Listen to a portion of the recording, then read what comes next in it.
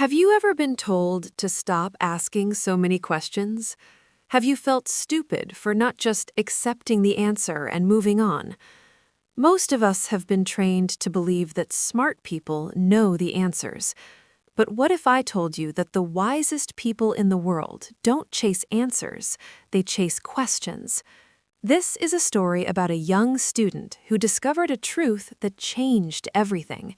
A truth that separates those who merely survive from those who truly thrive. Meet Sarah. She was 24 years old. She was studying engineering at a well-known university. Sarah was brilliant. She could solve complex math problems. She understood difficult concepts quickly. Her professors said she had real potential. But Sarah had a problem. She couldn't stop asking why. In every lecture, her hand shot up. But why does this formula work? How did they discover this? What happens if we change this variable? Her classmates rolled their eyes. They whispered behind her back, "She's slowing down the class. Just accept it and move on. Stop overthinking everything." Sarah felt their judgment. She saw their annoyed faces. She heard their sighs when she raised her hand. She started to feel ashamed. Maybe they were right. Maybe she was wasting everyone's time. Maybe asking questions meant she wasn't smart enough to just understand. She wanted to fit in. She wanted to be like the other students who nodded confidently and wrote down answers. But inside, her mind buzzed with questions. It exhausted her. It made her feel isolated. It made her doubt herself. Something had to change. The breaking point came during finals week. Sarah had studied for weeks. She had memorized formulas, practiced problems, reviewed notes. The exam began. She looked at the first question. Her mind went blank. Not because she didn't know the formula, but because she suddenly wondered why this approach worked. What if there was a better way? What were the underlying principles? While other students filled their papers confidently, Sarah sat frozen. She spent 30 minutes on one question, exploring different approaches in her mind. She failed the exam. She scored lower than classmates who understood far less than she did. Her professor pulled her aside. "Sarah, you're too smart for your own good. Stop overthinking. Just answer what's asked. Save the philosophy for later." Sarah walked home in tears. She was the problem. Her curiosity wasn't a gift, it was a curse. She needed to change, but she didn't know how. That's when Sarah heard about Professor Chen. Sarah found him at a small community workshop. He was teaching kids how to build simple machines. He was 68 years old, with kind eyes and patient hands. Sarah watched him work. He never told the kids what to do. Instead, he asked them questions. "What do you think will happen?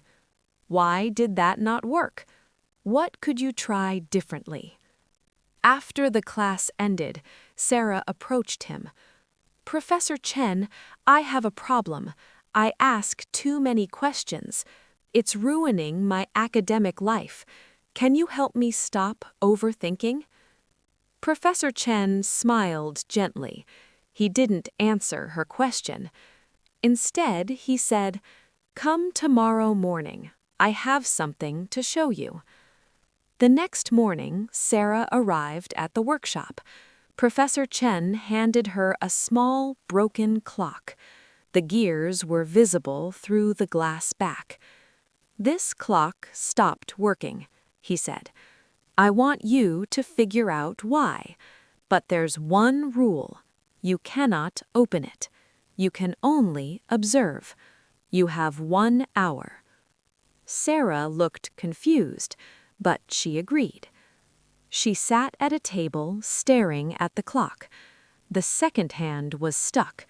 She tilted the clock. She held it to her ear.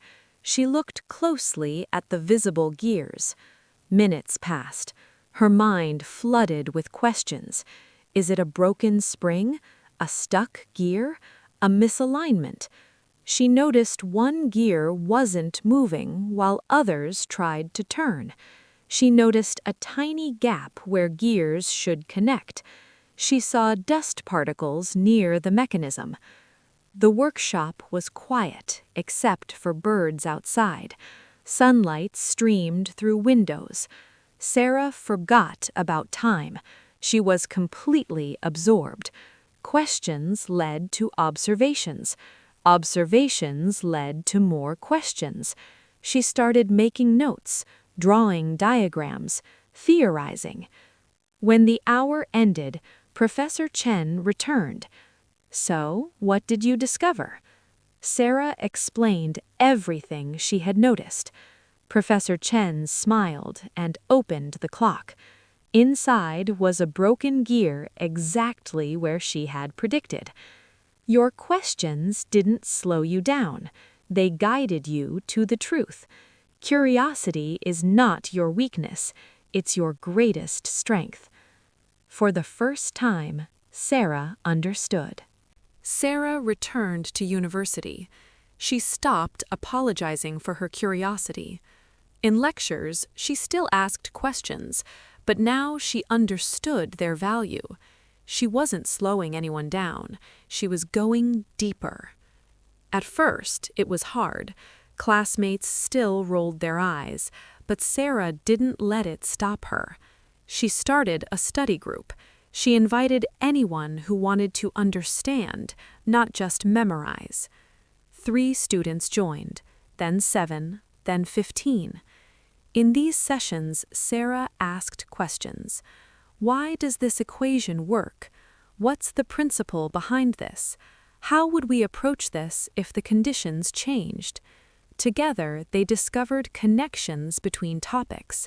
They saw patterns their professors never mentioned. They developed deep understanding. After a few months, something shifted. Those same classmates who mocked her started asking her for help. They realized she understood material on a level they didn't. The following semester, the final exam arrived. This time, it was different from any practice test. It required understanding principles, not memorization. Sarah looked at the problem. Her mind didn't freeze. Instead, questions flowed. She broke down the problem step by step and solved it. Most students struggled, but Sarah and her study group excelled. Sarah scored the highest grade in the class. She graduated top of her class. She became a research engineer solving problems nobody else could. Years later, Sarah tells people, curiosity isn't a curse, it's your superpower. Keep asking, keep wondering. The world needs more people who ask why.